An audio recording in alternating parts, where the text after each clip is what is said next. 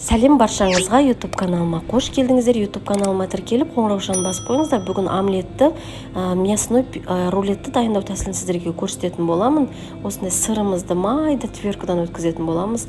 Барлығын таразының көмегімен осылай бәрін өлшеп жасаймыз. Сол кезде топ-тура болып, әдемі болып шығатын болады. Үстіне майонезімізді өлшеп аламыз. Манный крупа, осындай цардыкін пайдаланамын.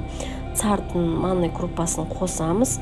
Осының үстінен 3 жұмыртқамызды, дәміне қарай тұз, дәміне қарай қара бұрышымызды қосатын боламыз.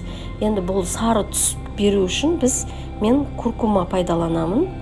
Бір шай қасық куркума толтырып қосып жібересіздер. Сол кезде сап-сары болып, әдемі болып шығатын болады. Барлығын описанияға жазып кететін боламын. Осылай қасықтың көмегімен барлығын жақсылап біркелкі болғанша араластырып аламыз да, пергамент қағазымызға, поклан пергамент қағазын пайдаландым. 15-20 минутта осылайынан пісіріп алдым. Осылай сары түс болады. Енді ішіндегі мясной етін дайындайтын боламыз. Менде сиырдың таза майсыз етін пайдаландым. Бәрін мясорубкадан өткізіп алдым. Енді пиязымызды, жарты пиязымызды жақсылап осылай сұйық қойып отырып қоратын боламыз. Мінекей қызарғанша осылайынан барлығын қорып алдым. Енді осыны етіміздің үстіне салатын боламыз. Пиязымызды. Енді осының үстінен дәміне қарай тұз, дәміне қарай қара бұрыш саламыз.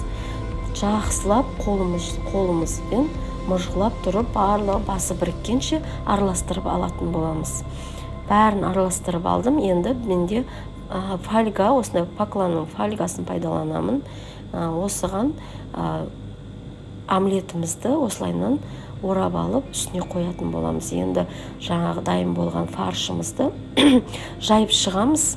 Жоқалап етіп жайып шығатын боламыз. Сол кезде бір келкі болады, осындай барлық жеріне жаямыз. Қолымызбен көмегімен жоғары жағына кішкене қалдырып кететін боламыз. Барлығын осылай асықпай отырып, бөліп алмай омлетімізді осылайынан жайып шығамыз. Енді осыны фольгамызға ораймыз. Осылайынан орап, екі жанын жақсылап бекітеміз. Сол кезде нығыздалып, жақсылап пісетін болады. Екі фольгаға орап, жақсылап пісіретін боламыз. 35 минутта дайын болып пісетін болады.